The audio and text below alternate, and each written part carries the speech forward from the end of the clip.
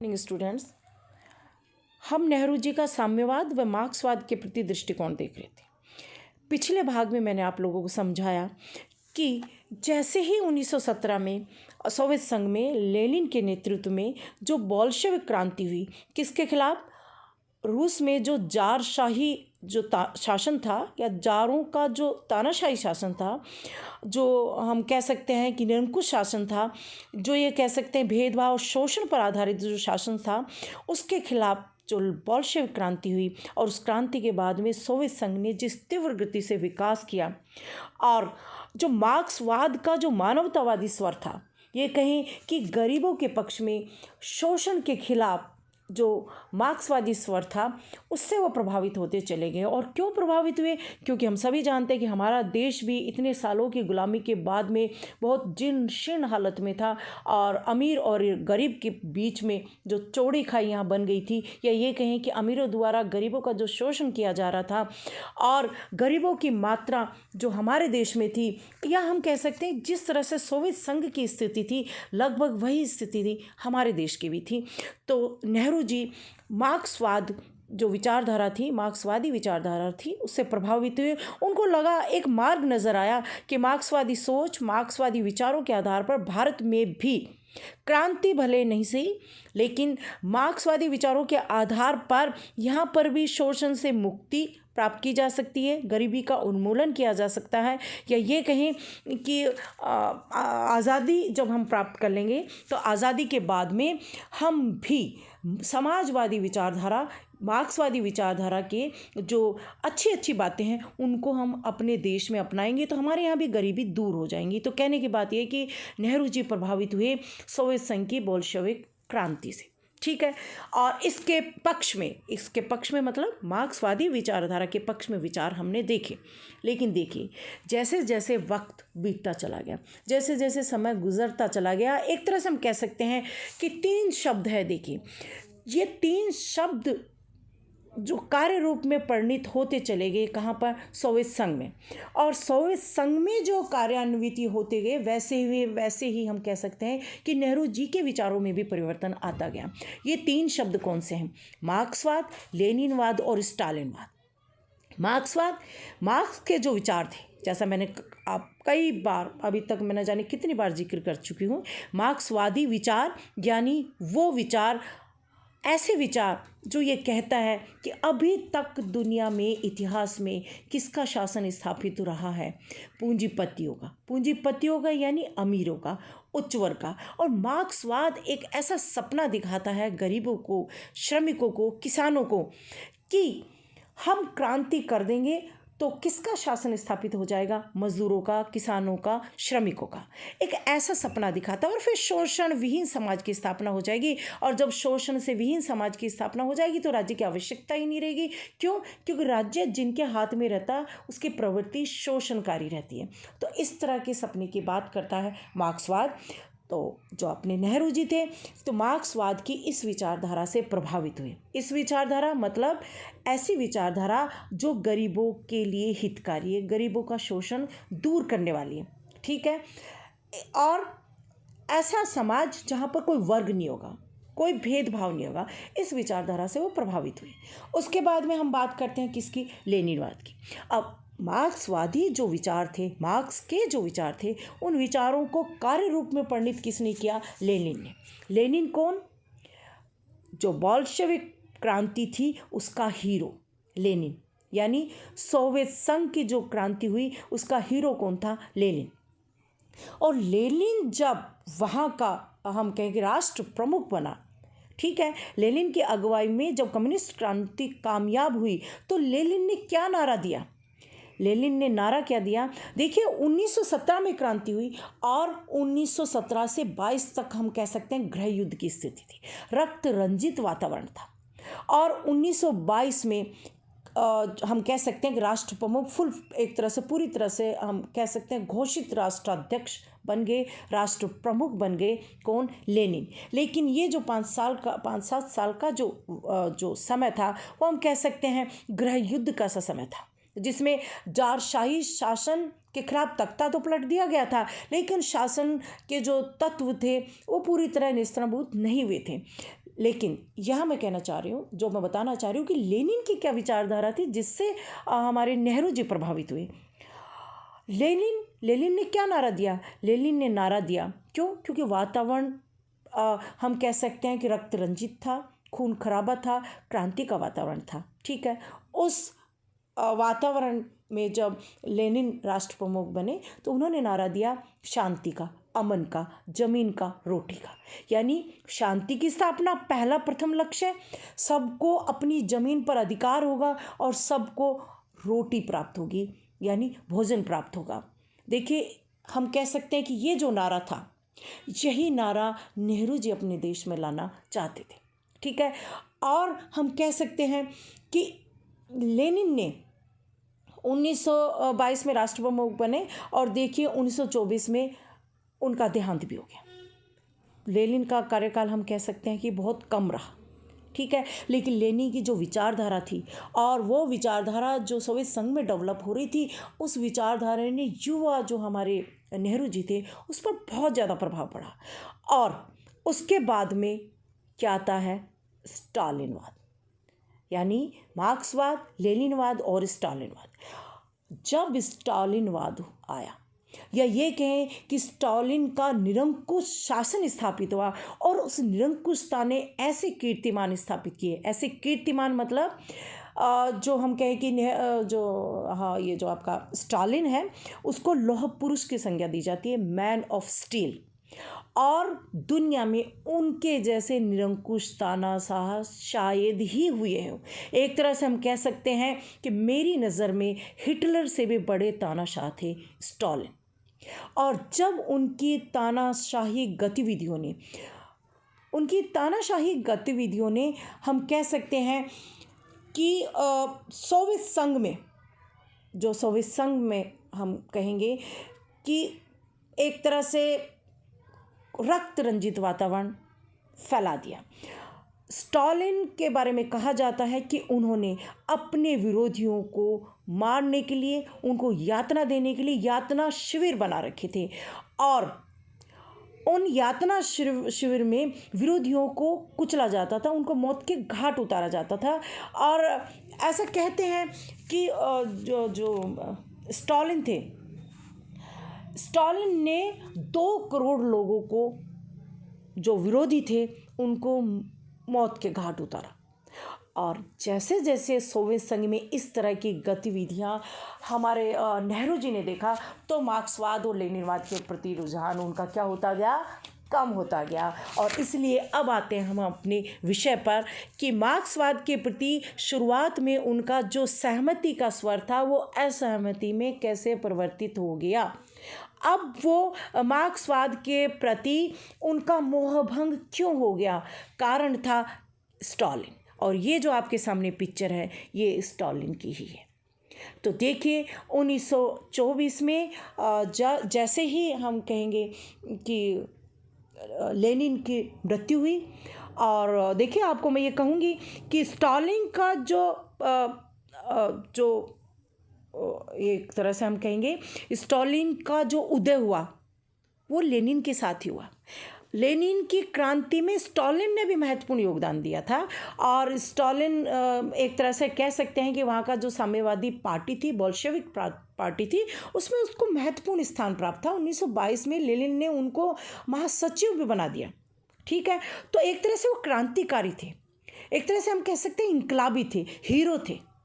लेकिन जैसे ही उनके हाथ में शासन आया, लेनिन की मृत्यु के बाद में उन्होंने अपने आप को स्वयं घोषित राष्ट्र प्रमुख घोषित कर दिया। अपने आप को निरंकुश तानाशाह, एक तरह से हम कह सकते हैं, अपनी निरंकुशता की स्थापना उन्होंने कर दी। और हम कहेंगे कि 2 लीडर थे उस वक्त, मैं थोड़ा सा आपको बताना चाहूँगी। ट्रोट्स्की और स्टालिन दोनों ही महत्वपूर्ण थे। ट्रोट्स्की एक धनी यहूदी परिवार से थे, स्टालिन एक साधारण परिवार से थे, लेकिन प्रभाव स्टालिन का ज़्यादा था। पार्टी पर। क्यों? क्योंकि 1922 से उनको महासचिव बना दिया गया था और अंततः ये जो गृह युद्ध का वातावरण था दोनों ही नेताओं के बीच में, उसमें 1929 में ट्रोट्स्की को देश छोड़कर भागना पड़ा और एक तरह से कह सकते हैं कि निर्विवाद रूप से स्टालिन वहाँ के राष्ट्र प्रमुख बन गए। और जैसे वो राष्ट्र प्रमुख बने और उसके बाद में हम सभी जानते हैं पूरा विश्व दो भागों में बट गया, अमेरिका और सोवियत संघ की दो गुटों में बट गया और एक तरह से कह सकते हैं पूरी दुनिया की बागडोर किसके हाथ में आ गई? स्टालिन के हाथ में आ गई, यानी सोवियत संघ के हाथ में आ गई। और स्टालिन और सोवियत संघ में आने के बाद में हम देखते हैं कि जो मार्क्सवादी धड़ा था वो उस धड़े ने किस प्रकार क्या किया और कैसा रूप अपनाया। उसके बाद में जो नेहरू जी थे वो मार्क्सवाद के प्रति जो उनकी विचारधारा थी बिल्कुल ही बदल गई। ठीक है, तो इस तरह से हम कह सकते हैं कि अब जो नेहरू जी थे मार्क्सवादी विचारधारा के विरोधी होने लग गए थे, या ये कहें कि उस विचारधारा के प्रति असहमति का स्वर उनके अंदर डेवलप होने लग गया। और 1950 में जो 1947 में हमारा देश आज़ाद हुआ और 1950 तक आते आते एक तरह से कह सकते हैं मार्क्सवाद का जो मानवतावादी स्वर था वो तो नेहरू जी ने अपनी विचारधारा में अपनाया, लेकिन मार्क्सवाद के जो सिद्धांत थे उनको पूरी तरह से ही तिलांजलि उन्होंने दे दी। हम कह सकते हैं कि अब नेहरू जी मार्क्सवादी विचारधारा के प्रति असहमत होने लग गए थे। अब अपन देखते हैं कि ऐसी कौन सी बातें थी जो पॉइंट हमने देखे, उन पॉइंट्स में हमने देखा कि सहमत थे। अब समय जैसे बीता उन्हीं पॉइंट्स को, उन्हीं विचारधारा को नेहरू जी ने अपने विचारों में क्या कर दिया? बदलाव ला दिया। वो परिवर्तित होने लगे, उनके विचार बदलने लगे। वो विचारधाराएं, वो विचार, वो पॉइंट्स को हम अच्छे से देखेंगे। तो देखिए ये जो पॉइंट्स है वो अपन देखते हैं, पॉइंट वाइज हम अपनी बात देखते हैं कि ऐसा क्या हुआ कि नेहरू जी के विचारों में परिवर्तन आने लग गया, वो चीज़ें अपन देखेंगे। तो पहला पॉइंट है व्यक्ति की गरिमा का निषेध। व्यक्ति की गरिमा का निषेध। देखिए हम सभी जानते हैं कि नेहरू जी कैसे विचारक थे। क्या वो एक बहुत ही उदार, जैसा मैंने लिखा आप लोगों को कि आर्थिक सामाजिक न्याय के प्रति साम्यवाद की प्रतिबद्धता से तो नेहरू जी प्रभावित हुए। यानी हमारे देश में जो गरीबी थी, शोषण थी, वो हमारे देश के गरीबों को शोषण से मुक्त करना चाहते थे।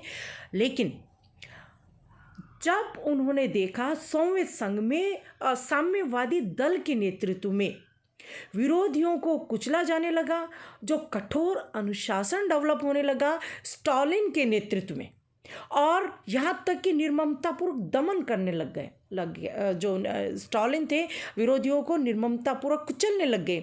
तो वो सब नेहरू जी भला कैसे स्वीकार कर सकते थे? उनका जो उदारवादी मस्तिष्क था, जो संवेदनशील जो नेहरू जी थी, एक राइटर थे, वो भला साम्यवाद के इस तरह की विचारधारा का वो कैसे समर्थन कर सकते? तो स्पष्ट है कि धीरे धीरे वो इस विचारधारा के क्या होने लगे? विरोधी होने लगे। और स्पष्ट रूप से साम्यवाद की नीतियों के प्रति उनके विचारों में क्या नज़र आने लगी?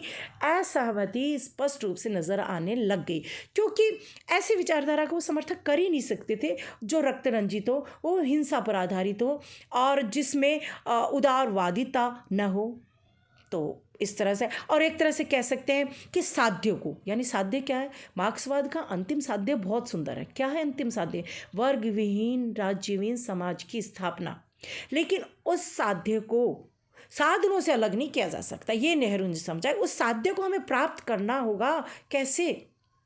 साधन भी हमारे उतने ही निर्मल स्वच्छ होने चाहिए, उतने ही आदर्श होने चाहिए जितना कि हमारा साध्य है। यानी हमारा लक्ष्य सुंदर है तो उस लक्ष्य को प्राप्त करने के साध्य भी उतने ही उस लक्ष्य को प्राप्त करने के साधन भी वैसे ही सुंदर होने चाहिए, जो कि साम्यवाद में नहीं था, जो कि मार्क्सवाद में नहीं था, जो कि स्टालिनवाद में नहीं था। ठीक है, तो इसलिए वो विरोधी हुए क्योंकि व्यक्ति की गरिमा के खिलाफ थे ये विचारधारा। ठीक है, फिर द्वंद्ववाद के सिद्धांत की पूर्णता में अविश्वास।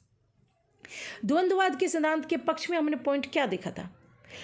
वैज्ञानिक विचारधारा है ये, इस विचारधारा से वो प्रभावित हुए और वैज्ञानिक सोच के धनी थे नेहरू जी।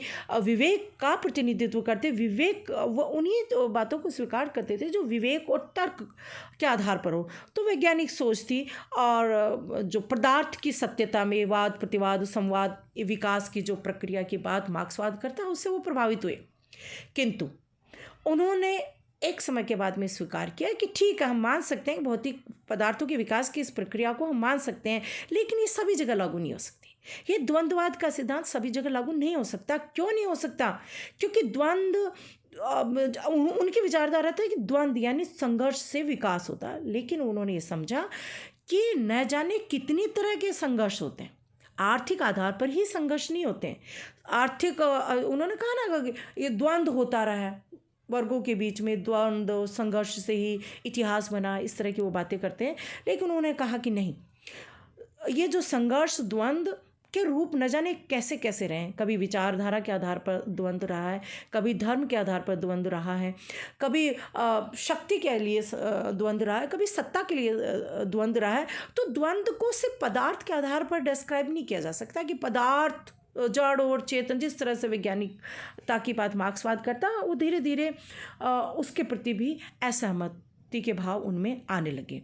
ठीक है, तो इस तरह से हम कहेंगे कि वो देखो ये कह रहे हैं कि सभी मानवीय तत्वों और घटनाओं में विकास की यही प्रेरक शक्ति को हम मान्यता नहीं दे सकते। तो द्वंद्ववाद के सिद्धांत के प्रति भी उनमें असहमति के भाव धीरे धीरे आने लगे। ठीक है, फिर है देखिए वर्ग संघर्ष की अनिवार्यता के प्रति संदेह।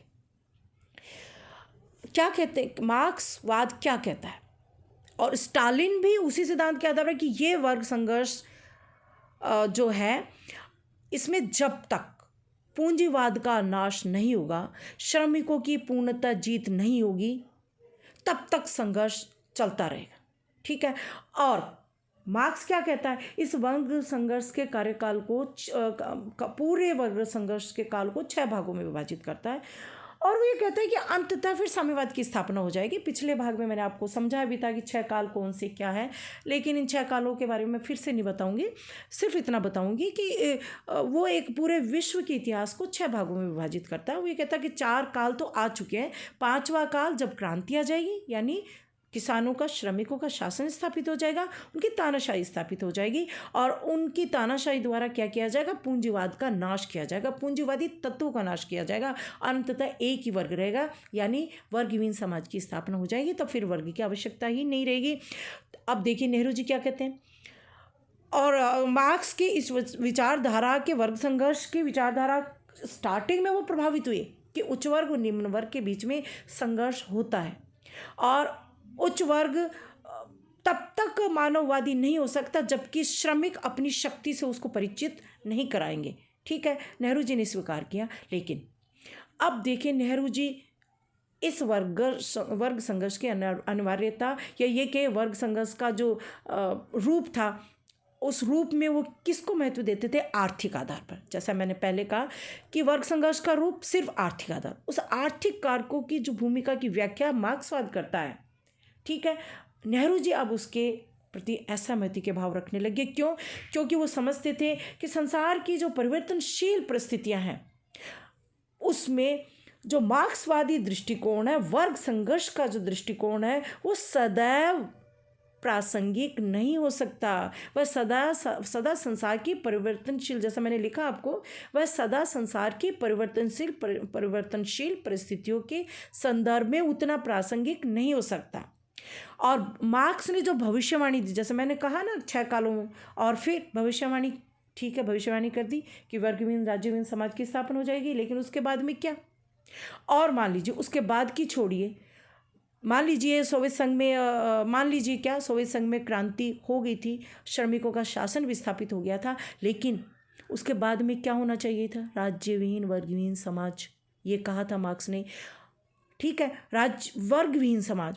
लेकिन नेहरू जी ने देखा कि जिस तरह से सोवियत संघ में, यानी स्टालिन के नेतृत्व में, जिस तरह से ये वर्ग संघर्ष तीव्र से तीव्र होता गया, वर्ग संघर्ष के समाप्ति का कहीं कोई निशान नज़र नहीं आ रहा था, और जिस तरह से अब जो स्टालिन था उसका रूप जो निरंकुशवादी तानाशाही वृत्ति वाला हो गया था, उसमें श्रमिकों का हम कह सकते हैं कि शोषण होने लग गया, विरोधियों को जो जिस तरह से कुचला जाने लग गया। तो इसलिए नेहरू जी इस विचारधारा के प्रति अब उनका क्या होने लग गया, मोहभंग होने लग गया था, एक तरह से कह सकते हैं। और जो भविष्यवाणी की जो बात करता है मार्क्सवाद, उसके प्रति पूरी तरह से हम कहेंगे कि असंतुष्ट थे। भविष्यवाणी के प्रति अब उनको संदेह होने लग गया था। ठीक है, तो एक बार सोवियत संघ में जो क्रांति हुई वो प्रभावित हुए, लेकिन स्टालिन के शासन के बाद में इस विचारधारा के प्रति उनका मोह भंग होता गया। तो कहने की बात है, वर्ग संघर्ष की अनिवार्यता के प्रति क्या था, उनके मन में क्या पैदा हो गया, संदेह पैदा हो गया। ठीक है, अब हम देखते हैं फोर्थ जो पॉइंट है, राज्य की भूमिका के विषय में विरोध।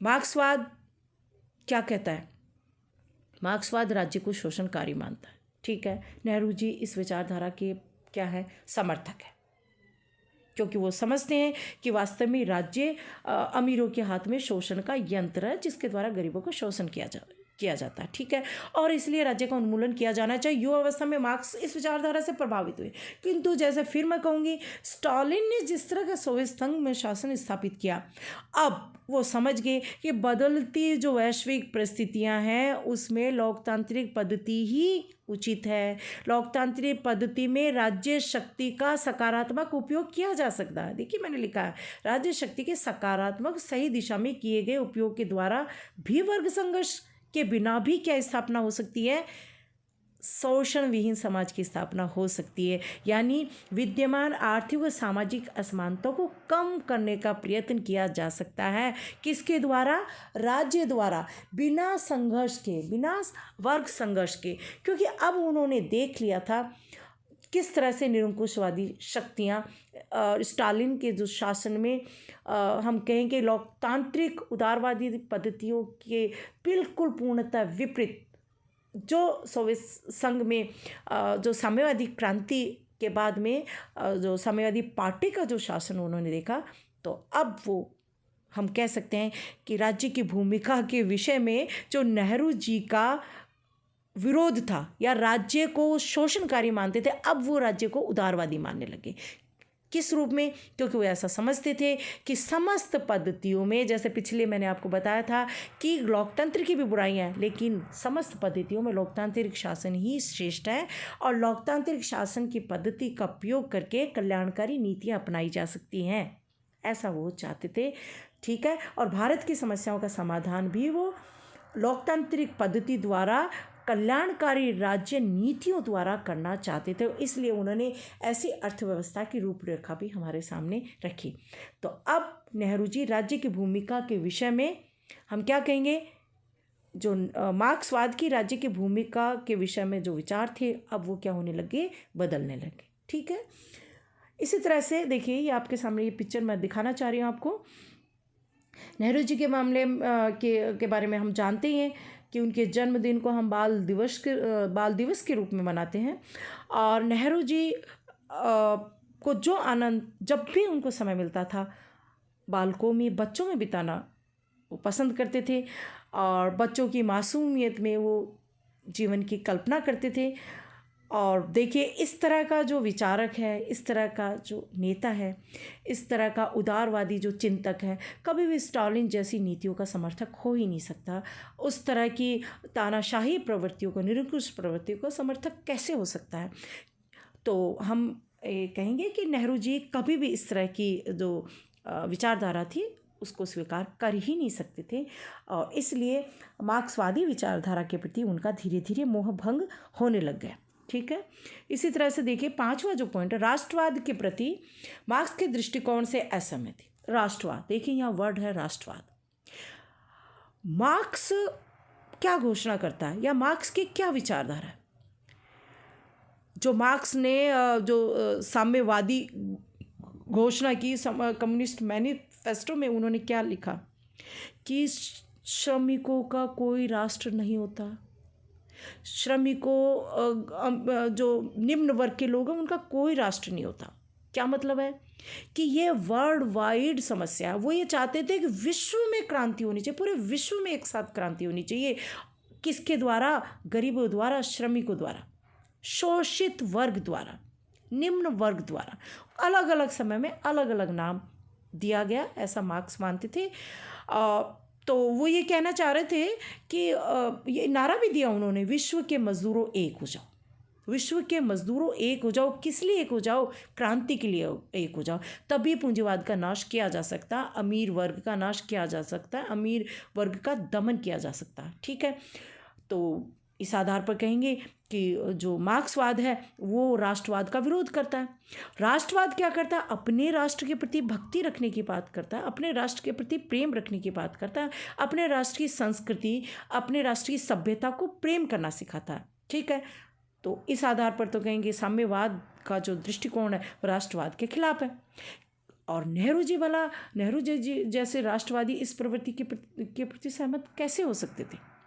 तो सहमत हो ही नहीं सकते थे। और स्पेशली जब हमारा देश परतंत्र है, स्वतंत्रता आंदोलन चल रहा है, तो उसमें तो ये राष्ट्रवादी भाव उच्चतम रहने चाहिए थे। तो नेहरू जी राष्ट्रवाद के, मार्क्सवादी जो दृष्टिकोण के प्रति सहमति के भाव उनके नहीं थे, और राष्ट्रवाद की साम्यवादी व्याख्या को उन्होंने भ्रामक ही माना। क्योंकि जो मार्क्सवाद है वो क्या कहता है? मार्क्सवाद क्या कहता है राष्ट्रवाद के प्रति? देखिए, मार्क्सवाद कहता है कि यह एक मध्यम वर्गीय संस्कृति है, मध्यम वर्गीय मनोवृत्ति है, और राष्ट्रवाद की साम्यवाद जो है राष्ट्रीयता का उपहास करता है। और जैसे मैंने आपको बताया कि उन्होंने जो नारे दिए, जो वैश्विक दिए, पूरे विश्व के लिए दिए, और पूरे विश्व में वो वर्गविहीन समाज की स्थापना करना चाहते थे, श्रमिकों के शासन स्थापित करना चाहते थे। तो राष्ट्रवाद के प्रति जो मार्क्सवादी दृष्टिकोण है, नेहरू जी ने उसका भी विरोध किया। और नेहरू जी तो ऐसा समझते थे कि अब फर्स्ट वर्ल्ड और सेकेंड वर्ल्ड वार के बाद में तो राष्ट्रवाद अपने उच्चतम स्तर पर है, एक तरह से कह सकते हैं कि नवीन रूप में जीवित हो गया है। देखिए 1917 में जो बोल्शेविक क्रांति हुई, तो एक बार की लगा जैसे मार्क्सवादी विचार पूरी दुनिया में छा जाएंगे और विश्व के सभी मजदूर एक हो जाएंगे और पूरे विश्व में क्रांति हो जाएगी। लेकिन फर्स्ट वर्ल्ड वार हुआ, सेकेंड वर्ल्ड वार हुआ, उसके बाद में राष्ट्रवादीता जिस तरह से निखर के आई, तो नेहरू जी ने फिर राष्ट्रवाद के प्रति मार्क्सवाद के दृष्टिकोण को एक तरह से तिलांजलि दे दी और अस्वीकार कर दिया। ठीक है, इसी तरह से देखिए नेहरू जी क्या कहते हैं, जब कभी मानव समुदाय के सम्मुख राष्ट्र संकट उपस्थित हुए तब राष्ट्रीयता प्रस्फुटित हुई है। देखिए जब भी देखिए देश में संकट आया या विश्व में ऐसी कोई विश्व स्तर की कह सकते हैं या देश के स्तर की कह सकते हैं, जब भी कोई ऐसा संकट आता तो राष्ट्रीयता चरम पर होती है। ठीक है, जैसे एग्जाम्पल के तौर पर हम कह सकते हैं, जैसे मान लीजिए भारत पाकिस्तान के संदर्भ में कश्मीर में कोई भी घटना घटती है, जो पुलवामा अटैक वगैरह हुआ, तो अचानक ही ऐसा लगता है हम सभी बहुत ज़्यादा देशभक्त हो गए थे ना। और ऐसा लगा कि जैसे पाकिस्तान दुनिया में बस एक ही शत्रु है, वो है पाकिस्तान, और हमारा एक ही मकसद होना चाहिए, पाकिस्तान पर विजय। ठीक है, और इस तरह से बातें की जाने लगी कि तुरंत अटैक कर देना चाहिए भारत को, पाकिस्तान पर अटैक कर देना, यानी ऐसा लगा कि राष्ट्रीयता चरम पर पहुंच गई। तो ऐसी स्थितियां फर्स्ट वर्ल्ड वार और सेकेंड वर्ल्ड वार में जर्मनी, इटली, जापान, अमेरिका, रूस, सब जगह, तो नेहरू जी ने उन स्थितियों के संदर्भ में ये बात कही है। क्या कहा है कि जब कभी मानव समुदाय के सम्मुख राष्ट्र संकट उपस्थित हुए तब राष्ट्रीयता प्रस्फुटित हुई है और उसने अपनी प्रभावशीलता सिद्ध की है। जन समुदाय में पुरानी परंपराओं में ही अपनी शक्ति की खोज की है, यानी हम अतीत की तरफ लौट जाते हैं। वर्तमान युग की यह एक महत्वपूर्ण घटना है और घटना है कि अतीत और राष्ट्र की पुनः खोज हुई है, उसे एक नवीन रूप में जीवित किया गया है। ठीक है, तो इस तरह से हम कह सकते हैं कि राष्ट्रवाद के प्रति मार्क्स का जो दृष्टिकोण था उसके प्रति नेहरू जी असहमत होने लग गए। ठीक है, ये देखिए नेहरू जी की कहीं अपने निवास पर ही देखिए जनता को न कोई मंच है न कुछ, बालकनी से जैसा लग रहा है, जहाँ भी जो आज़ादी के आंदोलन में जहाँ भी देखिए जो हमारे राष्ट्रवादी नेता थे, जो जिनके हाथ में राष्ट्रीय आंदोलन की कमान थी, जहाँ भी जाते, जहाँ भी खड़े होते थे, जन समुदाय उनके इर्द गिर्द होता था और वो क्या कहते थे, देश की आज़ादी का आंदोलन के लिए आह्वान करते थे।